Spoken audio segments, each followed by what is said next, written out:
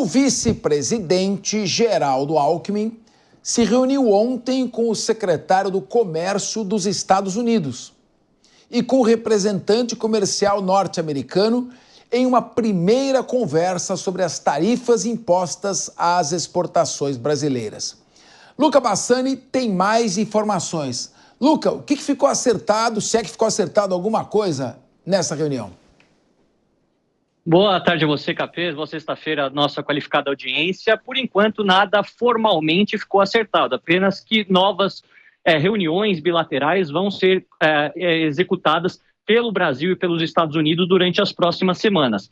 Porque o vice-presidente Geraldo Alckmin, também ministro da Indústria, Comércio e Serviço, buscou os Estados Unidos? Porque na semana que vem, dia 12 de março, começa a valer aquelas tarifas de 10% a 15% para o aço e alumínio, não só do Brasil, mas para todo o mundo. E o Brasil é um grande exportador para os americanos e sabe que essas tarifas vão atingir também de forma bastante dura a indústria nacional. Essa primeira tratativa é para tentar uma isenção, ou pelo menos sinalizar que o Brasil estaria disposto a também dar isenções aos Estados Unidos a diversos outros produtos, caso isso seja necessário. O vice-presidente Alckmin, então, relatou ao secretário de Comércio norte-americano que nesta balança comercial que movimenta mais de 80 bilhões de dólares, 200 milhões são superávit para os Estados Unidos. E também que em toda a seção de serviços, comércio, a balança comercial geral entre o Brasil e os Estados Unidos tem um superávit de 25 bilhões para os americanos. Então, não valeria a pena você romper as relações econômicas tão boas com os brasileiros neste momento. Todavia, a gente sabe que o governo americano não tem dado nenhuma sinalização positiva imediata para nenhum dos seus parceiros, até mesmo os europeus, os britânicos, o Canadá, Estados Unidos. Ontem houve um recuo, mas também estão tendo uma vida difícil de negociação, então tudo indica que o caminho ainda não está terminado e que Alckmin e outros membros da diplomacia brasileira, do setor econômico brasileiro, precisarão intervir para garantir uma melhor condição a partir da semana que vem. Por enquanto, o Brasil só foi mencionado nominalmente no discurso do Estado da União de Donald Trump no começo da semana, mas não há nenhuma rusga oficial entre o governo Lula e o governo Trump, ao contrário daquilo que nós temos observado, Capês, entre os governos aqui da Europa, o Volodymyr Zelensky, por exemplo, a China e principalmente o Canadá e o México, os dois países vizinhos, que tiveram mais uma vez a postergação deste acordo de comércio para as tarifas começarem a valer apenas em abril, mas seguem em uma batalha dura para tentar convencer o presidente norte-americano a não partir para esse protecionismo extremo que pode acabar também interferindo na vida dos norte-americanos e aumentando o valor dos próprios produtos nos Estados Unidos. Agora, Luca, nós vamos passar para um debate agora, mas eu queria só fazer uma última pergunta para você, até para nortear o nosso debate aqui. A gente sabe que o vice-presidente Geraldo Alckmin teve uma missão espinhosa, um dever que teve que cumprir, que foi comparecer à posse do presidente do Irã. Ali estava ao lado o líder do Hezbollah, já foi morto, o líder do Hamas, que também já foi morto, e é que, evidentemente, para os americanos, aquela é uma cena de terror, né? Some-se a isso que, em 2023, 2 navios de guerra iranianos ancoraram no porto brasileiro. Na sua opinião, isso pode ter algum tipo de visão negativa por parte do governo americano para celebrar algum tipo de acordo, ou o pragmatismo deve prevalecer sobre essa visão mais ideológica? Eu acho que a posteriori, caso haja de fato algumas rusgas, haja de fato um bate-boca entre os dois presidentes ou acusações do presidente Lula ou de qualquer membro do governo, aí sim esses eventos históricos podem ser escrutinados de forma mais detalhada. Por enquanto, eu acredito que os americanos não estão muito preocupados se Geraldo Alckmin foi ou não na posse de um presidente de uma nação ditatorial com membros de organizações terroristas. Isso faz muito mal à imagem brasileira, mas acho que os americanos têm outras prioridades nesse momento que envolvem principalmente a questão europeia, Rússia e Ucrânia, as questões comerciais com os seus vizinhos, Canadá e Estados Unidos, tentar convencer a Groenlândia a fazer parte dos Estados Unidos. Trump deixou claro que de uma forma ou de outra vai fazer isso acontecer no seu mandato. Agora a venda, privatização do canal do Panamá e a região da Ásia-Pacífico. Então o resto da América Latina como um todo não está sendo olhado de forma detalhada. Isso não significa que a vida do Brasil será fácil. São ainda mais 4 anos de governo Trump, passamos apenas 60 dias, então precisa se manter alerta o tempo todo, e uma figura pragmática como o Geraldo Alckmin será cada vez mais utilizada, já que as áreas mais ideológicas do governo Lula, muitas vezes por serem estarem sempre contrários ao governo Donald Trump, podem causar problemas para a economia brasileira com algumas frases mais desastrosas. Obrigado, Lucas. Você continua conosco, mas nós vamos agora debater um pouco. Eu quero ouvir o Renato Dorgan. O Geraldo Alckmin é muito habilidoso, é cordato, é diplomático, é muito elegante, não vai sair bate-boca nenhum. Sim. Lá. Mas como você... Por outro lado, ele também é pouco assertivo.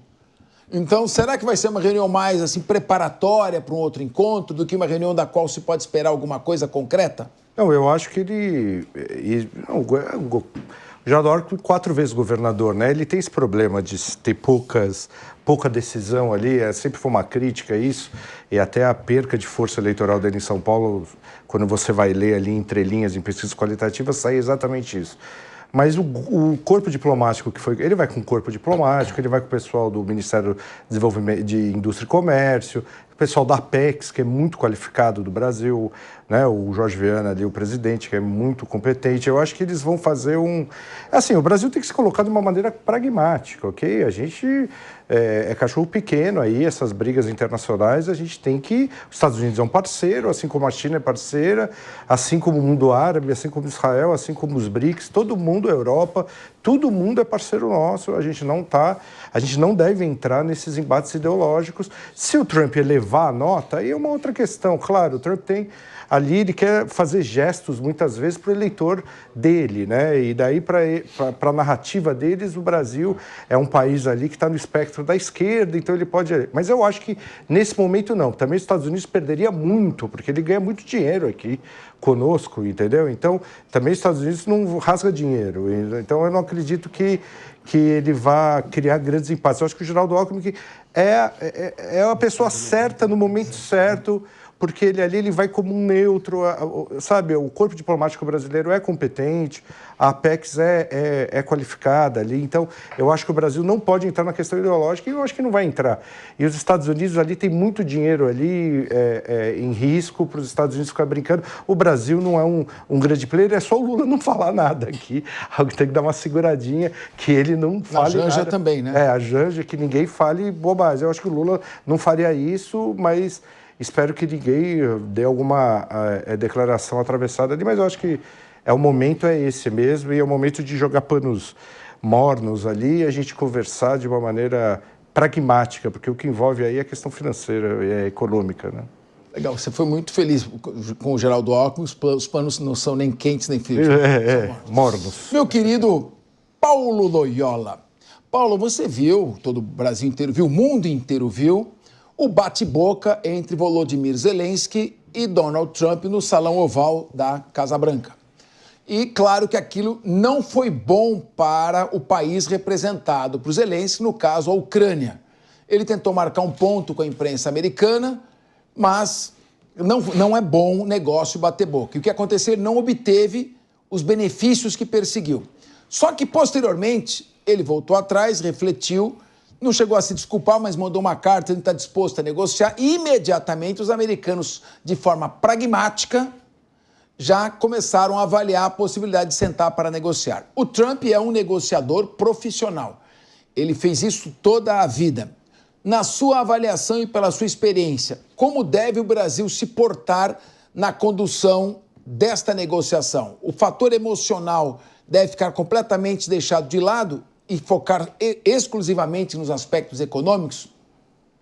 Tem 2 efeitos nesse tipo de negociação. Tem um efeito econômico, mas tem também um efeito social sobre a base de como isso é apresentado. Eu gosto muito, por exemplo, da condução do que hoje, como vem sendo feito pela presidenta do México, a Cláudia Sheinbaum, porque está fazendo um trabalho ali de resistência a essas falácias do Trump, faz alguns gestos que custam muito pouco ao México, como direcionar 10 mil homens ali para a fronteira, entrega para o Trump o que ele pode vender como uma vitória para o público dele, que no frigir dos ovos entende muito pouco do assunto. A gente pegar um outro dado para ilustrar isso. Trump, na média de janeiro, teve menos deportação do que a média de Biden. Eu já trouxe esse dado aqui algumas vezes. E, ao que tudo indica, inclusive, continua assim. Por isso, é importante separar o que disso é essa guerra narrativa, o que disso é esse esforço para ocupar um espaço na mídia e o que é, de fato, ali a verdade por trás do assunto. Fato é que o Brasil tem sido apontado por muitos como um possível beneficiário desta guerra comercial que Trump vem travando com uma boa parte do mundo, mas principalmente com o Canadá, com o México e com a Europa. No jogo com a Ucrânia, o que Trump parece estar fazendo, isso não é uma palavra só minha, vejo alguns analistas indo nessa mesma direção, é que o Trump respeita, não tem nada a ver com esquerda ou com direita, mas sim o seu tamanho e o seu poder.